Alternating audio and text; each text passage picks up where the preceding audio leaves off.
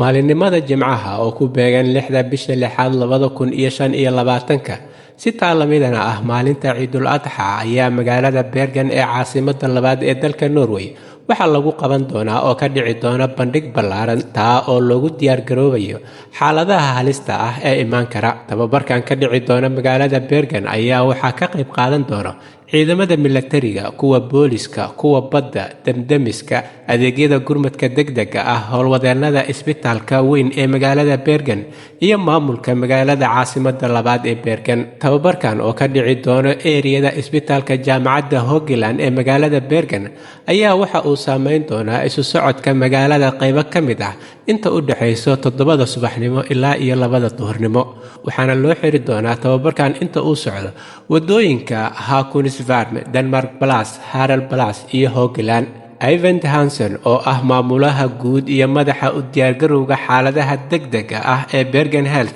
ayaa sheegay in badbaadada wanaagsan iyo u diyaargarowga xaaladaha degdega ah ee halista ah loo baahan yahay in dhammaan qaybaha kala duwan ee ay qusayso ay ogaadaan waxa la sameynayo iyo sida la isaga kaashanayo haddii ay dhacdo xaalad qalalaaso, taa oo uu ku tilmaamay in ay tahay waxtarka ugu wanaagsan ee uu yeelan doono tababarkan. Taliyaha saldhigyada ciidamada badda Tony Storkson ayaa iyaduna sheegtay in ciidamada qalabka sida iyo hay'adaha gurmadka degdega ah ay si wada jir ah u sameyn doonaan tababarkan ballaaran oo qaybo badan ay isku mar sameyn doonaan. Qaybaha kala duwan ee ciidamada qalabka sida iyo booliska ayaa lagu arki doonaa qaybaha uu tababarkan ka socdo iyaga oo hubeysan, waxa ayna mas'uuliyiintu sheegayaan inaysan dadweynuhu ka walwalin ama si kale aysan u arag marka ay arkaan ciidamada oo ku qalabeysan hubka noocyadiisa kala duwan. Janika Engeberg oo ah madaxa tababarkan iyo kan shaqaalaha qaybta dhaawacyada gobolka ee isbitaalka Hogland